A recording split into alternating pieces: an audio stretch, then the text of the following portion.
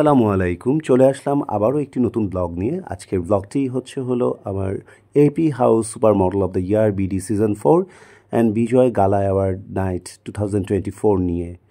So চলে গেলাম ready হতে গুলশান নিকেতন, যেখানে আমি রেগুলার নিয়মিত রেডি হই। দেখা হয়ে গেল এই যে মনিরের সাথে, মনিরস বিউটি লাউঞ্জের ওনার এবং বাংলাদেশের বিখ্যাত মেকআপ আর্টিস্ট।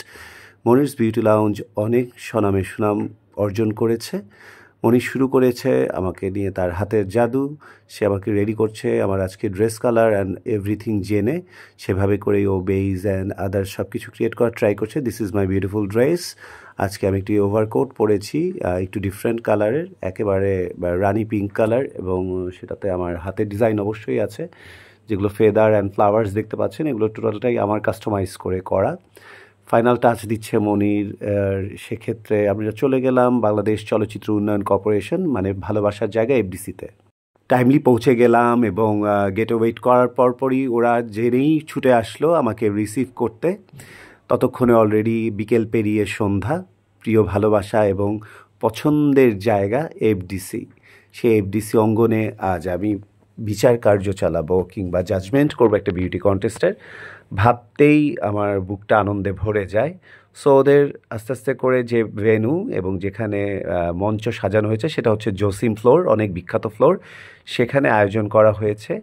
ওরা আমাকে খুব চমৎকারভাবে রিসিভ করলো। যে পাশে দেখতে পাচ্ছেন আরমান, এপির আরমান, যে কিনা এই এপিকে অনেক দূর এগিয়ে নিয়ে এসেছে। সো যাবার সাথে সাথেই সাংবাদিক রিপোর্টার ভাইদের বাইটগুলো দিতে হয়। তারা অধীর আগ্রহে অপেক্ষা করছিল। এক একে করে অনেক জমে গেছে, প্রায় 100-150 মতো হবে। তারা সবাই ভিডিও ফুটেজ নিচ্ছিল, বাইট নিচ্ছিল, অনেক মজার কোশ্চেন করছে, যে কোশ্চেনগুলোর আসলে কোনো শেষ নেই। এত ইন্টারভিউ দেওয়ার পরেও তাদের যেন প্রশ্নের কোনো শেষ হচ্ছে না। কন্টিনিউ ইন্টারভিউ দিয়েই যাচ্ছি এবং তাদেরকে আমার সেই প্রশ্নের উত্তরগুলো দিতে দিতে আমি নিজেও ভাবছি যে আসলে আর কি প্রশ্ন হতে পারে। শুভেচ্ছা জানাচ্ছিলাম এপি হাউসকে, শুভেচ্ছা জানাচ্ছিলাম প্রত্যেকটা কন্টেস্ট্যান্টকে, এবং ওদের যে নতুন ইনিশিয়েটিভ, যে মেল ফিমেলের পাশাপাশি ওরা ট্রান্সদের জন্য এই আয়োজনটা করেছে, সেটা আমার কাছে ভীষণ ভালো লেগেছে।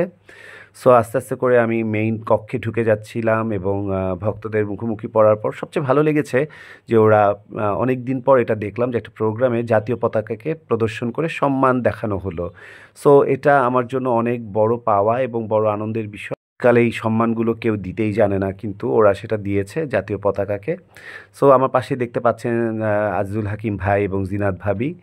আরও বিচারক ছিলেন তায়েব ভাই, ভাবি, আন্না, তারপর হচ্ছিল আপেল ভাই, হচ্ছিল সাগর সিদ্দিকী আঙ্কেল, ছিল হুররাম এবং লায়লা, সবাই ছিল। সবাই মিলে এত সুন্দর একটা আয়োজন। এই যে কন্টেস্ট্যান্টরা অলরেডি আমাদের সামনে আসা শুরু হয়েছে এবং আমরা মার্কিং করছি এবং আলাপ করছিলাম। হাকিম ভাই জিজ্ঞেস করছিল যে মার্কিংগুলো কিভাবে, কি সিস্টেম। তো সব কিছু মিলিয়ে এই যে দেখছেন অডিয়েন্সে কানায় পরিপূর্ণ পুরো হল। সো ওরা ওদের ফার্স্ট কিউটা দেখাচ্ছিল, সেই কিউর মাঝখান থেকেই আমরা দেখছিলাম যে আসলে দেখতে ওদেরকে কেমন লাগছে। মাঝখানে হঠাৎ করেই মঞ্চে আমাকে ডাকা হলো এবং আমাকে খুব চমৎকারভাবে বাংলাদেশের বিউটি কিং, বাংলাদেশের অনেক কিছু গ্ল্যামার, অনুষ্ঠানের গ্ল্যামার অনেক বিশেষণে বিশেষিত করে মঞ্চে ডেকে নিলেন এবং সাদেক আঙ্কেলের হাত থেকে পুরস্কার নিলাম। যেটা আসলে বড় কথা হচ্ছিল, এফডিসি যারা পুরনো দিনের মানুষ বা যারা এফডিসির মাথা, তারা এফডিসিকে অনেক বেশি গৌরবান্বিত করেছে।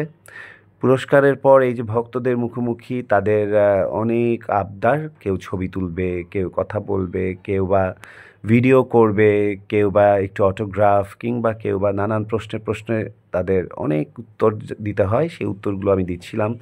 এরপর জাজমেন্টের টাইম আবার চলে এসছে। সেই কাগজ কলম নিয়ে আমার অংশটা যখন চলে এসছে, আমি ওকে প্রশ্ন করছিলাম পৃথিবী এখন সবচেয়ে কোন সমস্যার সম্মুখীন এবং সেই সমস্যাটা আমরা কীভাবে কাটাতে পারি।